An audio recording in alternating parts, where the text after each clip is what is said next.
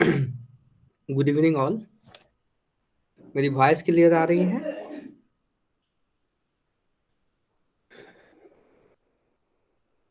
Good evening. Okay. Okay, तो last class में हमने मेट्रोलॉजी और थ्योरी ऑफ मेटल कटिंग के बारे में देखा था, और कास्टिंग वेल्डिंग में हमने देख लिया था। और आज हम लोग देखने वाले हैं मेटल फॉर्मिंग। ठीक है, तो मेटल फॉर्मिंग में जो न्यूमेरिकल पोर्शंस हैं उसको बेसिकली हम लोग डिस्कस करेंगे। इसमें छोटे छोटे एक्चुअली में फार्मूले हैं, और ये फार्मूले का कहीं ना कहीं इनका डेरिवेशन बेसिक मैथमेटिक्स और बेसिक मैकेनिक्स से हुआ है, लेकिन हमको उस पे नहीं जाना है। हमको जाना है बेसिकली कि किस टाइप के क्वेश्चंस आते हैं और क्या इसमें पूछे जाते हैं। ठीक है, जैसे कि बेसिक से शुरू करते हैं, मेटल फॉर्मिंग। इसका मैं नोट्स आपको भेज दूंगा क्लास एंड होने के बाद। तो आई थिंक स्क्रीन विजिबल है ना? स्क्रीन विजिबल है ना?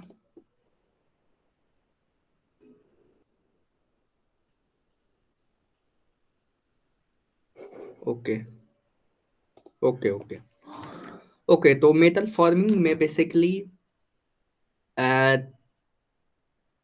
चार टेक्निक्स हैं, जैसे कि रोलिंग्स हैं, फोर्जिंग है, एक्सट्रूशन है, ड्राइंग है। जैसे कि रोलिंग क्या है कि कहीं ना कहीं रोल के मदद से हम लोग किसी प्रोडक्ट को डिजाइन को करते हैं। फोर्जिंग में क्या होता है कि किसी डाई में वर्कपीस सेमी सॉलिड मेटल को हम लोग उसमें अ,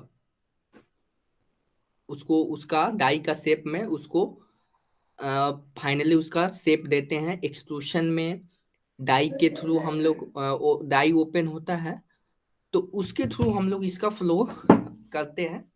और बेसिकली मटेरियल्स को एक टेम्परेचर पे हीट किया जाता है, जैसे कोल्ड फॉर्मिंग देखेंगे एंड हॉट फॉर्मिंग देखेंगे, कोल्ड रोलिंग देखेंगे, हॉट रोलिंग देखेंगे। तो बेसिकली ये सब थ्योरेटिकल चीजें हैं। अब जैसे कि तो ये थ्योरेटिकल चीजें जो हैं इसको आपको पढ़ना पड़ेगा। जैसे मैं इसमें कुछ पोर्शन डिस्कस कर देता हूँ। स्ट्रेन हार्डनिंग क्या होता है? When metal is form in a cold state, there is no recrystallization of grains. जो आप देखते हैं कि अगर किसी मटेरियल को हम लोग, जैसे फॉर एग्जांपल ये हमारे पास एक मेंबर है, ठीक है, इस मेंबर को हमने पी फोर्स लगाया और इसका प्लास्टिकली डिफॉर्म हो गया। तो आप देखेंगे कि इसका कहीं ना कहीं इसका साइज हल्का बढ़ेगा और ये कहीं ना कहीं स्ट्रांग हो जाएगा कंपेयर टू द प्रीवियस। तो इसमें स्ट्रेन हार्डनिंग हो जाता है। तो इस कभी कभी स्ट्रेन हार्डनिंग हमारे लिए बहुत बेनिफिशियल होता है, जो कि मेटल फॉर्मिंग के केसेस में बेनिफिशियल होता है। ठीक है, इसका स्ट्रेंथ बढ़ जाता है, डक्टिलिटी बढ़ जाती है। ये सारे इसके एडवांटेज है। अब देखिए यहाँ पे इनगोट क्या होता है। This is the first solid form of steel.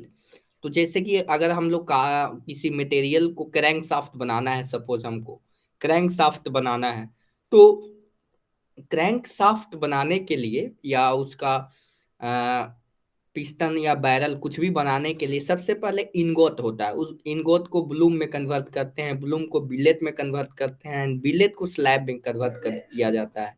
तो ये सब टेक्निकल ये डिफिनीशंस हैं, इसको आपको ध्यान में रखना होगा दिस। और ये सब बेसिकली आपको ईएसी वगैरह में थ्योरेटिकल ज्यादा पूछे जाते हैं। ठीक है, इसके बाद अब आते हैं मेन चीज पे। जैसे कि इसमें हम लोग को कोल्ड वर्किंग क्या होता है। ठीक है, वर्किंग बिलो रिक्रिस्टलाइजेशन टेम्परेचर। ठीक है, तो रिक्रिस्टलाइजेशन टेम्परेचर क्या होता है इसको पहले हम लोग देख लें। रिक्रिस्टलाइजेशन टेम्परेचर कैसे डिफाइन करते हैं? The minimum temperature at which complete recrystallization of cold work metal occur within a specific period of approximately 1 hour. ये एक डिफिनीशन टेक्निकली डिफाइन किया गया है। और recrystallization temperature decreases strength and increases ductility. तो recrystallization temperature अगर हम लोग किसी मटेरियल को देते हैं तो वहां पे क्या होता है, उसका स्ट्रेंथ डिक्रीज होता है, डक्टिलिटी इंक्रीज होती है। तो इस तरीके से रिक्रिस्टलाइजेशन टेम्परेचर को डिफाइन किया गया है। कोल्ड वर्किंग क्या है? कोल्ड वर्किंग इसका मतलब ये हुआ कि सपोज कोई हमारे पास मेटल है, कोई हमारे पास मेटल है और उस मेटल का recrystallisation temperature suppose 400 degree Celsius है। तो इसके नीचे अगर उस पर वर्क करेंगे, अगर 380 सेल्सियस पे हम लोग वर्क कर रहे हैं तो इसको कोल्ड वर्किंग बोलेंगे। अगर इससे एबव हम लोग कर रहे हैं सपोज 500 डिग्री सेंटीग्रेड पे, तो इसको हम लोग हॉट वर्किंग बोलेंगे। ठीक है। अब देखिए बेसिकली इसका मैकेनिज्म क्या है, इसमें किस तरीके से उन स्ट्रेंथ घटता है बढ़ता है, और एडवांटेज ऑफ कोल्ड वर्किंग क्या है। बेटर एक्यूरेसी होता है, better surface finish, strain hardening, increases strength and hardness. तो ये सब एडवांटेजेस हैं, ये डिसएडवांटेजेस हैं। ठीक है, ये सब आप सेमेस्टर में भी आप इसको पढ़े होंगे, लेकिन आप सिस्टमेटिक वे से नहीं पढ़े होंगे, लेकिन इस नोट्स में आपको सारी चीजें मिल जाएंगी। प्रोडक्शन के लिए बहुत सारे लोग इसी नोट्स को फॉलो करते हैं, क्योंकि इसका नेट पे फ्री अवेलेबल है। ठीक है, नेट पे फ्री अवेलेबल है, और इसमें क्योंकि सीक्वेंस में सारी चीजें दी गई हैं, और आपको प्रोडक्शन पढ़ने के लिए बहुत सारे बुक्स पढ़ने पड़ेंगे, और सही ढंग से आप कवर भी नहीं हो पाएगा। लेकिन इसको आप लोग पढ़ेंगे तो इसमें सीक्वेंस में सारी नोट्स और कंसेप्ट दिए हुए हैं, और क्वेश्चंस भी हैं।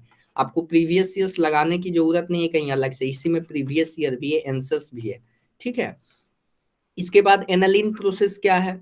Aniline relieve the stage from cold working. 3 stage है, रिकवरी होता है, रिक्रिस्टलाइजेशन होता है, एंड ग्रेन ग्रोथ होता है। तो इसमें कुछ मटेरियल साइंस का भी कंसेप्ट है, मटेरियल साइंस का भी कंसेप्ट है, तो उसको जितना जरूरी है उतना ही हम लोग ध्यान रखेंगे। आइसोथर्मल फॉर्मिंग क्या होता है? During hot forming cooler surface surround A hotter interior and the variation of strength can result in non uniform deformation and cracking. जैसे कि फॉर एग्जांपल, अगर अगर कभी भी टेम्परेचर मटेरियल में टेम्परेचर डिफरेंस होगा, कभी मटेरियल में टेम्परेचर डिफरेंस होगा, अगर यहाँ पे 30 डिग्री है और यहाँ पे 60 डिग्री है, तो कहीं ना कहीं टेम्परेचर डिफरेंस होने के कारण इसके प्रॉपर्टीज पे डिफरेंस आएगा, और उस प्रॉपर्टी को सारे जगह सेम बनाने के लिए हम लोग आइसोथर्मल फॉर्मिंग का यूज करते हैं। यानी रोलर जो होता है, रोलर सपोज हमारा इस तरीके से रोलर है, इस रोलर में मटेरियल फ्लो हो रहा है कुछ इस तरीके से, तो इसका टेम्परेचर 500 डिग्री सेंटीग्रेड है, तो इसका भी कोशिश करते हैं 500 डिग्री सेंटीग्रेड रखें, इसका भी 500 डिग्री सेंटीग्रेड रखें। आइसोथर्मल का मतलब यही होता है। ठीक है। अब देखिए इसमें कुछ क्वेश्चंस हैं आईईएस में, जितने थ्योरेटिकल क्वेश्चंस हैं वो आपको आईईएस में पूछे जाते हैं। गेट में भी थ्योरेटिकल पूछे गए हैं, लेकिन रिसेंट ईयर्स में नहीं पूछे जाते हैं। आप इसको जैसे आप इसको सीक्वेंस में पढ़ेंगे ध्यान से, बहुत सारी चीजें इसमें टेक्निकल चीजें हैं जो आपको समझ में आ जाएगी। प्लेट क्या होता है? लेस देन जिसका थिकनेस 5 mm से ज्यादा हो उसको प्लेट बोलते हैं। तो इसको मैं क्या बताऊं, ये तो याद करने वाली चीज है, और ये तो प्रैक्टिकल थिंग है, इसमें तो कोई कंसेप्ट है नहीं। तो ये सब जो डिफाइन किया गया है उसको तो आपको ध्यान में रखना होगा। इसके बाद रोलिंग में आते हैं। रोलिंग में आप देखेंगे कि देखिए रोलिंग का कैसे एक्चुअली में स्लैब होता है, बिलेट होता है, और ब्लूम होता है। और इसको आप देख सकते हैं कि इसमें 1 मिनट, इसमें देखिए डिफिनीशन क्या है। सबसे पहले the process of plastically deform metal by passing it between two rolls. Two rolls के बीच में अगर हम पास करें, 1 मिनट 1 मिनट प्लीज।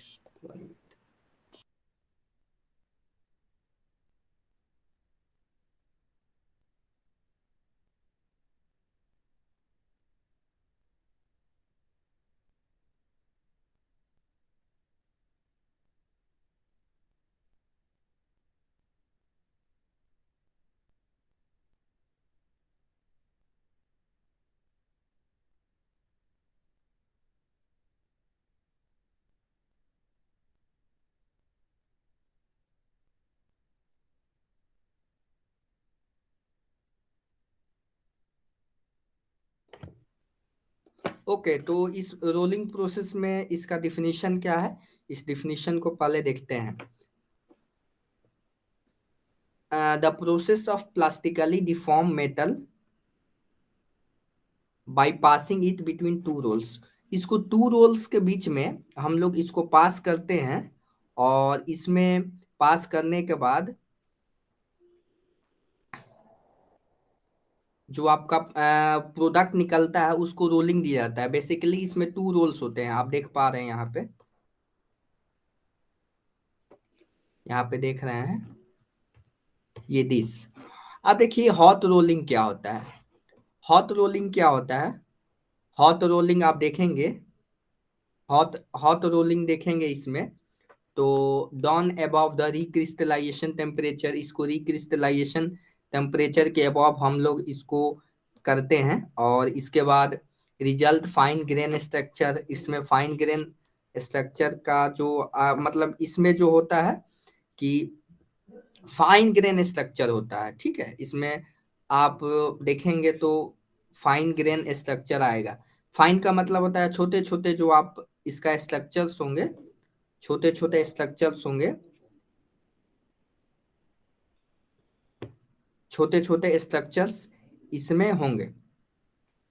जैसे कि इसमें जो भी वॉइड्स होते हैं, जो भी स्मॉल वॉइड्स होते हैं, स्मॉल वॉइड्स, और स्मॉल वॉइड्स क्या होंगे हॉट रोलिंग के केस में, हॉट रोलिंग के केस में फील हो जाते हैं। जैसे फॉर एग्जांपल ये हमारे पास मटेरियल है कोई, ठीक है, और इसमें छोटे छोटे छोटे छोटे ग्रेन साइज है, ठीक है, छोटे छोटे छोटे छोटे ग्रेन साइज हैं। ग्रेन साइज होने के कारण, ग्रेन साइज होने के कारण अगर इसमें कोई वॉइड भी है, स्मॉल वॉइड भी है, तो स्मॉल इस हॉट रोलिंग के केस में क्या होता है, हॉट रोलिंग के केस में कि ये सारे जो वॉइड्स हैं वो फिल हो जाते हैं, सारे जो वॉइड्स हैं फिल हो जाते हैं, सारे जो वॉइड्स हैं वो फिल हो जाते हैं। क्लियर हुआ ना? सारे वॉइड्स फिल हो जाते हैं। थोड़ा सा इसमें यही एक प्रॉब्लम है कि सरफेस क्वालिटी डिक्रीज हो जाती है। फाइनल डायमेंशन जो है हमारा, फाइनल डायमेंशन जो है हमारा, फाइनल डायमेंशन जो है हमारा कि लेस एक्यूरेट होता है।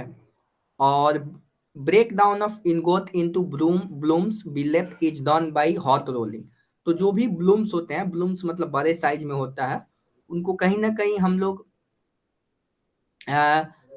इसको इस प्रोसेस से, हॉट रोलिंग के प्रोसेस से ही हम लोग इसको मैन्युफैक्चर करते हैं। क्लियर है ना? अब देखिए कोल्ड रोलिंग क्या है।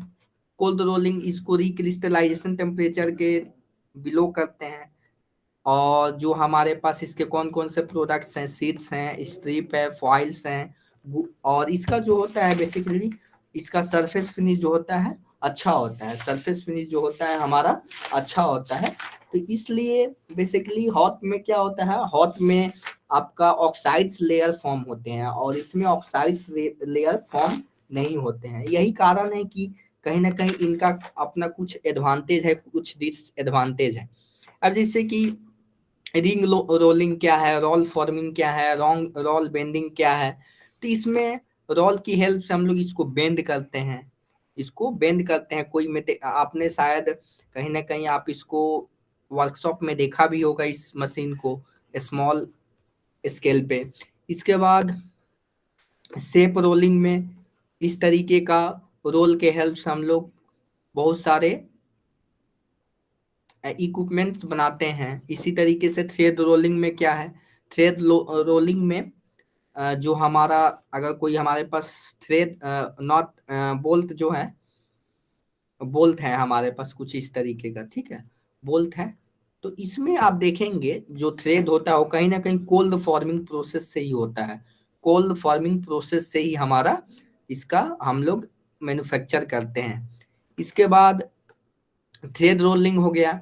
गियर्स को भी हम लोग कहीं ना कहीं रोलिंग के माध्यम से करते हैं स्मॉल स्केल पे, जिसका टीथ छोटा होता है, तो इसमें हम लोग क्या करते हैं, रोलिंग का यूज करते हैं।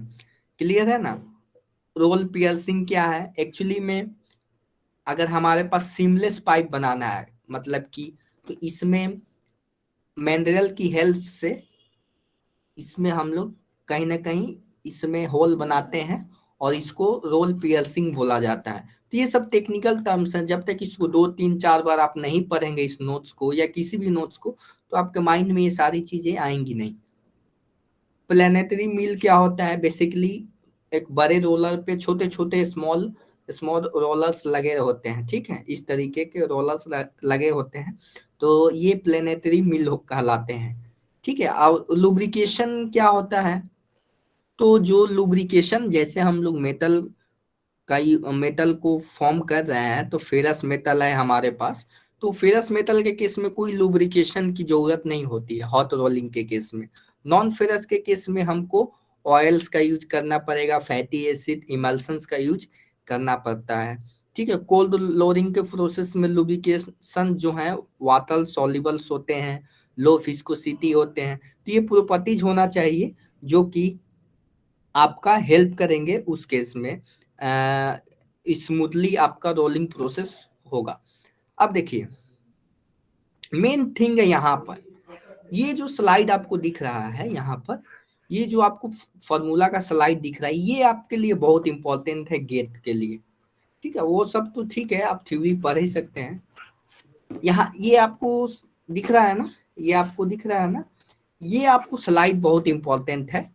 जैसे कि आप यहाँ पे देखेंगे कि जो रोलिंग प्रोसेस होता है वो कंटिन्यूअस प्रोसेस होता है, और इसमें आपने स्ट्रेंथ ऑफ मटेरियल में हमने देखा था कि इस ट्रू स्ट्रेन क्या होता था? ट्रू स्ट्रेन होता था हमारा L N, length of final by length of initial. इसको और तरीके से लिख सकते थे, एल एन 1 + एप्साइलन, ठीक है ना। ये फॉर्मूला आपने पढ़ा ही होगा कहीं ना कहीं। तो इसी फॉर्मूले का इस्तेमाल है, अगर आपको कहीं डिफेक्ट, जैसे कि रोलिंग हमको दिखना है, रोलिंग में जो न्यूमेरिकल्स पूछे जाते हैं, इसमें बहुत सारे न्यूमेरिकल्स मैं आपको दिखाने वाला हूँ और करने वाला भी हूँ।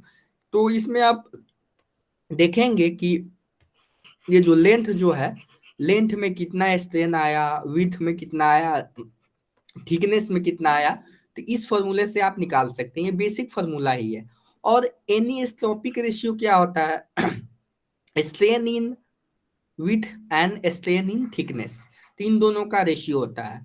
ये रेशियो 1 होता कब? जब आपका मटेरियल आइसोट्रोपिक होता। आइसोट्रोपिक में क्या होता है कि सारे डायरेक्शंस में प्रॉपर्टीज सेम होती हैं। तो ये आप कुछ पढ़ें या ना पढ़ें, रोलिंग में ये आपको तो पढ़ना ही है। ये जो स्लाइड है इसको आपको देखना ही है, ठीक है, इसको आपको देखना ही है। ये क्लियर है? ये सारे फॉर्मूले क्लियर है ना? ये फॉर्मूले क्लियर है? बताइए।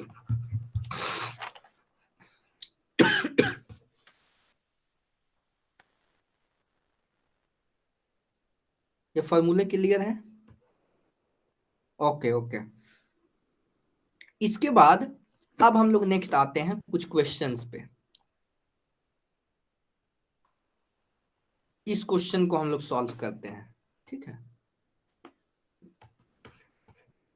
एक रेक्टेंगुलर ब्लॉक है और जिसका लेंथ है आपका, इनिशियल लेंथ है आपका 100 mm, जो विड्थ है इनिशियल वो क्या है 20 mm, और जो हाइट है जो हमारा 2 mm है, ठीक है। और जो एल फाइनल है, एल फाइनल जो है 130 mm है। और एनी स्टॉपिक रेशियो, तो ये हमने अभी देखा था, strain in the direction of, strain in the direction of. इस क्वेश्चन को सॉल्व कीजिए और मेरे को बताइए तो आंसर। मैं फॉर्मूला लिख देता हूं, इस क्वेश्चन को आप लोग सॉल्व कीजिए। तो मैं आपको 2 मिनट का टाइम देता हूं।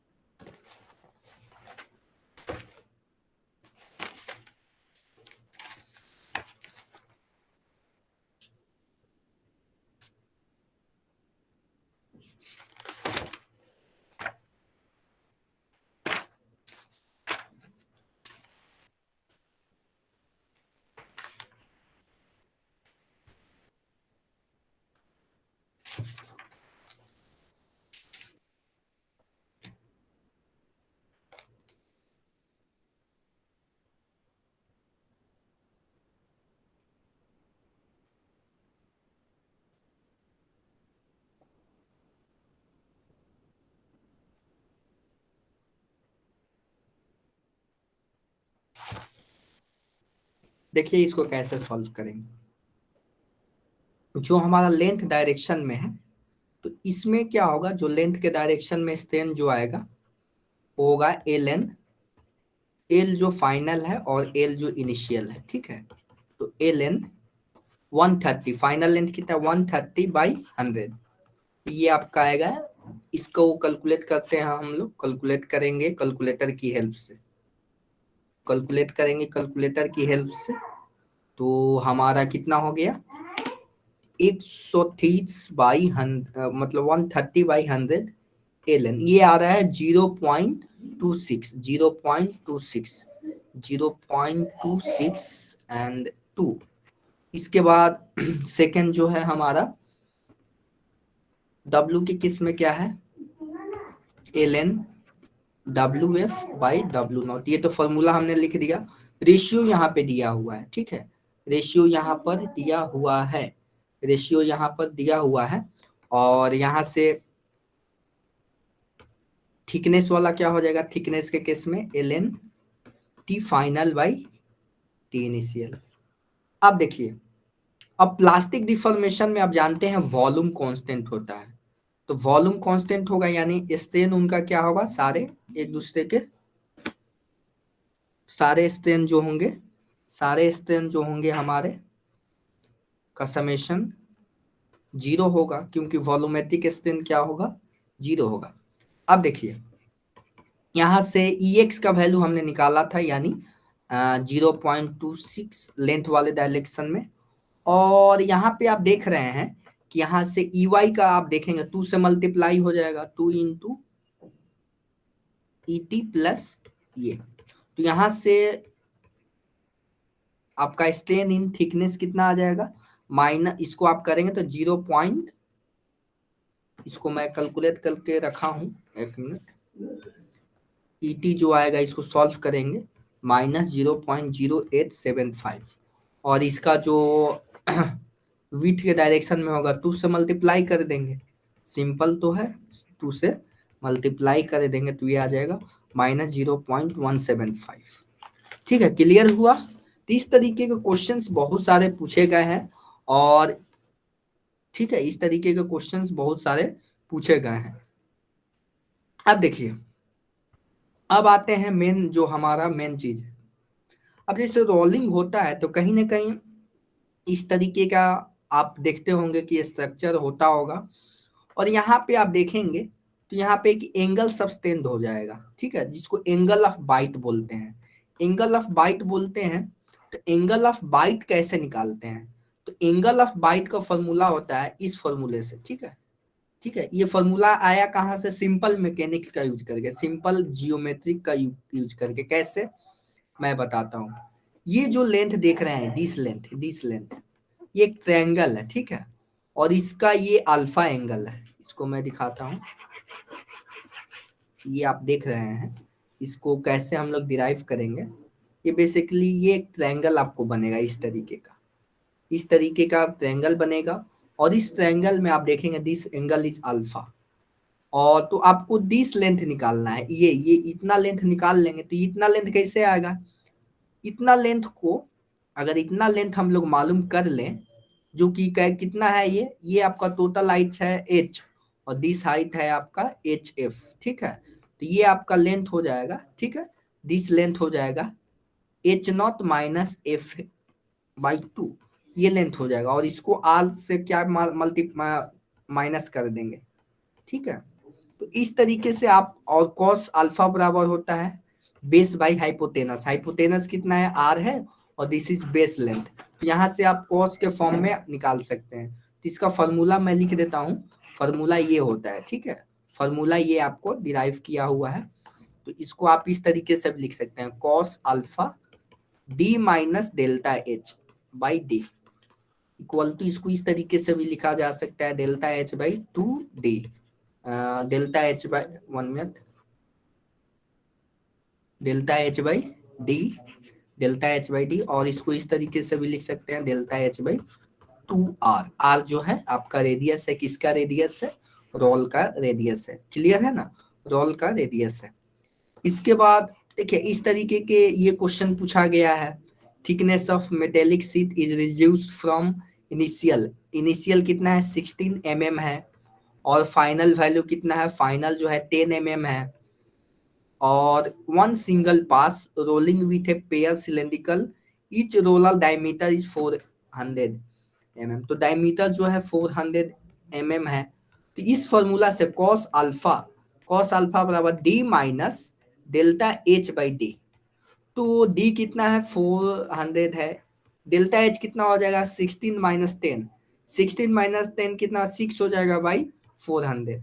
अल्फा बराबर क्या हो जाएगा, अल्फा हो जाएगा कॉस इनवर्स 394 बाई 400।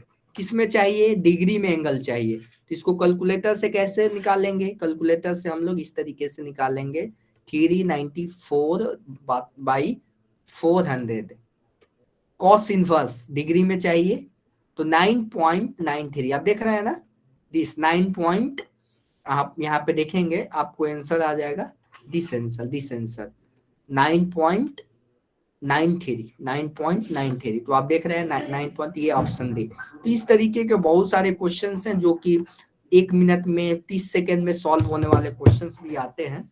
तो समझ आ रही है ना, क्लियर है, यहाँ तक क्लियर है तो बताइए, यहाँ तक क्लियर है। ओके, एक क्वेश्चन आप लोग कीजिए, तो मैं आपको 2 मिनट का टाइम देता हूं, इस क्वेश्चन को आप लोग कीजिए, इस क्वेश्चन, और आपको ध्यान रखना है कि रेडियन में आपको आंसर निकालना है दिस क्वेश्चन। इसको सॉल्व कीजिए, 2 मिनट का टाइम दे रहा हूं मैं।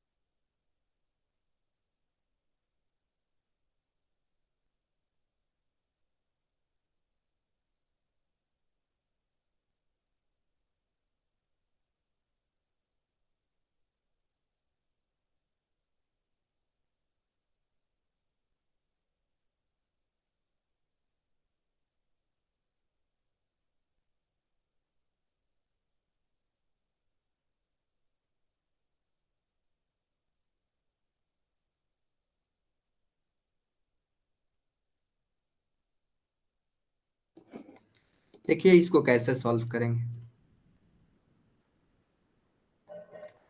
इसमें क्या है कि इन ए सिंगल पास, तो कॉस अल्फा बराबर क्या था, कॉस अल्फा बराबर D minus delta H by D, delta H को मैं H final minus H initial लिखते हैं, तो इसमें डायरेक्ट रिडक्शन दे चुका है, ठीक है, 10% रिडक्शन दे चुका है, तो कितना हो जाएगा इसका 10% कितना दे हो जाएगा 10 mm 8 mm का, तो डी आपका दिया है 410 माइनस 0.8 बाई 410 कॉस अल्फा। किसको रेडियन में निकालना है, रेडियन में आपको निकालना है, आपको रेडियन में निकालना है, तो देखिए कैसे निकालेंगे, इसके कैलकुलेटर की हेल्प से। देखिए कितना है हमारा 410 - 0.8, 410 - 0.8 by 410 and cos inverse, radian में चाहिए हमको आंसर, कॉस इनवर्स 0.062, देखिए ये ऑप्शन है ना, तो option C is your right answer. Clear हुआ, ये क्वेश्चन क्लियर हुआ, तो ये फॉर्मूला आया कहाँ से, बेसिकली यही फॉर्मूला है, ठीक है ना, ये डेल्टा एच ये जो है इसको हमने अल्कोस के फॉर्म में डायरेक्ट लिख रहे हैं, ठीक है, क्लियर है क्वेश्चन, क्लियर है। यस, तो इसको आपको अगर आपको अभी नहीं क्लियर हो रहा है तो आप क्लास के बाद इसको बनाने की कोशिश कीजिएगा। अब देखिए डेल्टा एच मैक्सिमम कितना हो सकता है, ये हो सकता है mu square into R. R क्या है, रोल रेडियस है, ठीक है, रोल रेडियस है। और लेंथ ऑफ स्ट्रिप क्या होगा, ये जो लेंथ ऑफ स्ट्रिप है ये तो सिंपल आपका, ये कितना लेंथ होगा, ये जो आप रेड कलर से मैं दिखा रहा हूँ ये कितना लेंथ होगा, एल इंटू एल बराबर आर इंटू अल्फा होगा। अल्फा जो है एंगल ऑफ बाइट, ठीक है। तो जैसे पहला केस में अभी हमने निकाला था ना 0.062 निकाला था, अगर रेडियस से मैं मल्टीप्लाई कर दूं 410 तो ये तो आ गया, लेंथ ऑफ कंटेक्ट भी आ गया। तो इस प्रीवियस क्वेश्चन में लेंथ ऑफ कंटेक्ट ही पूछ दिए इस साल, तो क्या करेंगे उसको सिंपली कर सकते हैं। तो ये एप्टीट्यूड वाले क्वेश्चंस हैं, इसमें आपको टेंशन लेने की जरूरत नहीं है, ठीक है। अब देखिए इसके बाद minimum possible thickness, minimum possible thickness क्या है, दिस, ये हो जाएगा वही फॉर्मूला है, ये फॉर्मूला जो हमने देखा, दिस फॉर्मूला, इस सेम फॉर्मूला में मिनिमम कितना हमारा हो सकता है ये चीज हो जाएगा, ठीक है। क्लियर है, इस तरीके के बहुत सारे क्वेश्चंस हैं, ये सी में गेट में भी पूछे गए हैं। अब देखिए मैं आपको दिखाता हूँ, ये जो आप देखते हैं इधर का वेलोसिटी जो होगा, इधर का वेलोसिटी जो होगा आपका कहीं ना कहीं इस रोलर वेलोसिटी से कम होगा, और इधर का वेलोसिटी रोलर वेलोसिटी से ज्यादा होगा, तभी ना मटेरियल बाहर आ पाएगा, नहीं तो इसमें जो वी फाइनल होगा इसके से ज्यादा होना चाहिए। तो ये बेसिक क्वेश्चन है, इसको ध्यान में रखना है आपको। अब आते हैं एक और जो हमारा मेन थिंग है ये, अब आते हैं projected area.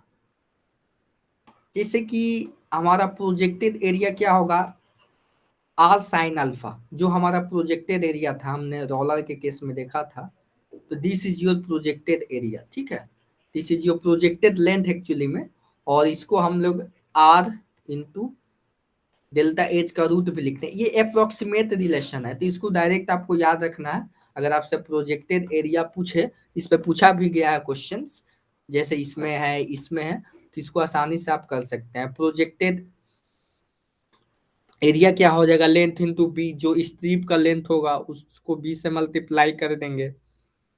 Role separating force क्या है, जो आपका यहाँ पे फ्लो स्ट्रेस होगा, एवरेज फ्लो स्ट्रेस, उसको हम लोग मल्टीप्लाई कर देंगे किससे, किससे मल्टीप्लाई करेंगे, प्रोजेक्टेड लेंथ एंड जो आपका विड्थ है उससे हम लोग मल्टीप्लाई करेंगे। क्लियर है यहां तक। अब नेक्स्ट आते हैं हमारा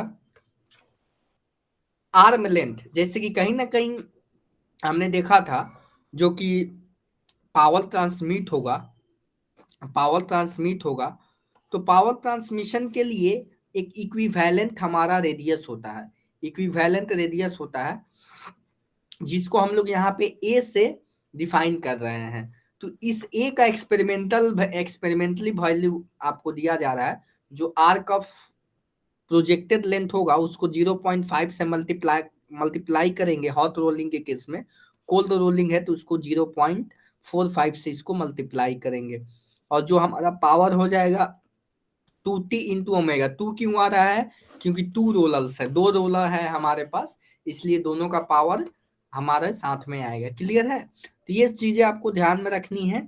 और अब देखिए इसमें बहुत सारी चीजें आपको नहीं जाननी है, ये देखिए homework analysis for IES conventional learning, तो इसके बाद जो वाला टॉपिक्स है इसको आपको नहीं देखना है। जो आप अगर आईईएस का प्रिपेयर करेंगे भविष्य में तो आप इसको फॉलो कर सकते हैं, लेकिन अभी के लिए इसकी कोई जरूरत नहीं है, ये जो हमने जो भी ये है इसकी कोई जरूरत अभी नहीं है, ठीक है। इसको तो इस नोट्स में बहुत सारी चीजें आपको ऐसी मिलेंगी जो ईएसी पॉइंट ऑफ व्यू से हैं।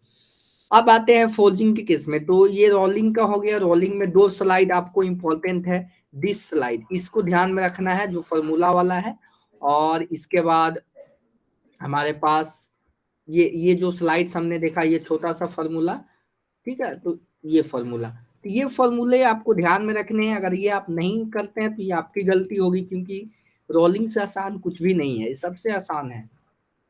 ठीक है। अब आते हैं फॉल्जिंग में। फॉल्जिंग तो आप जानते ही हैं कि फॉल्जिंग में एक्चुअली में किस तरीके से हम लोग मेटल को फोल्ज करते हैं। एक डाई के हेल्प से हम लोग डिफरेंट डिफरेंट शेप का कंपोनेंट्स बनाते हैं। इसमें ओपन डाई होता है, क्लोज डाई होता है। अब मेन ठीक इसमें हम लोग आते हैं जो हमारा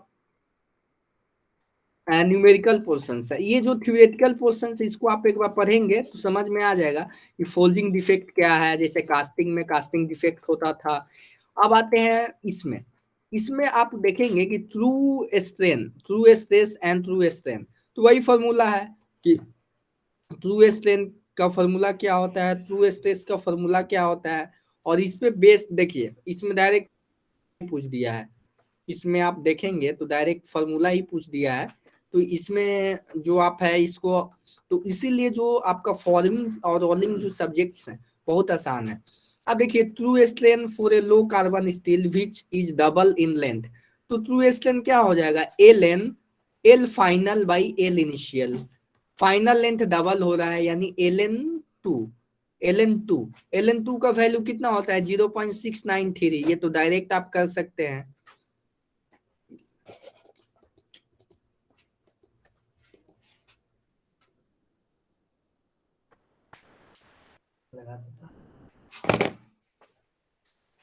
प्लीज वेट।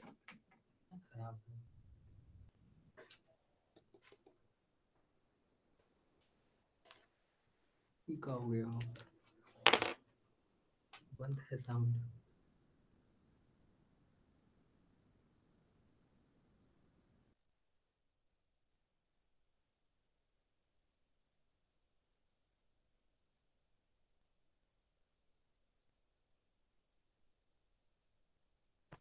थोड़ा देर आप लोग इंतजार करेंगे, मेरा लैपटॉप अचानक प्रॉब्लम हो गया है।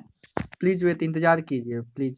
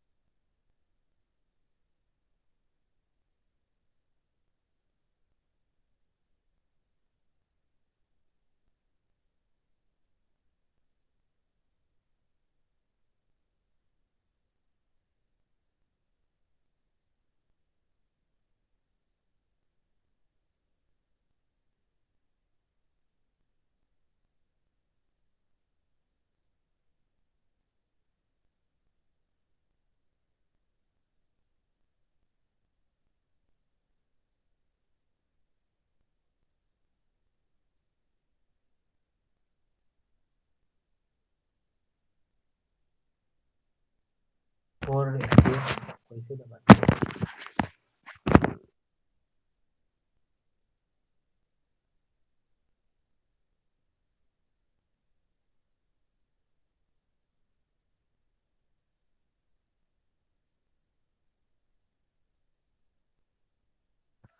सॉरी स्टूडेंट्स, मेरी लैपटॉप अचानक हैंग हो गया है और यहाँ पे मैं आगे प्रोसीड नहीं कर पा रहा हूँ। एक्चुअली अचानक तो मैं कल क्लास लूंगा आप लोगों की। ओके, सुन पा रहे हैं मेरी बात? एक्चुअली मेरा लैपटॉप अचानक हैंग हो गया है। एक्चुअली मैं मोबाइल से भी कनेक्टेड रहता हूँ और लैपटॉप से, तो मोबाइल में आपका कमेंट देखता हूँ, तो इसलिए लैपटॉप अचानक हैंग हो गया है। अभी कल मिलते हैं, ठीक है? मैं शेड्यूल करूँगा class. Okay, thank you all.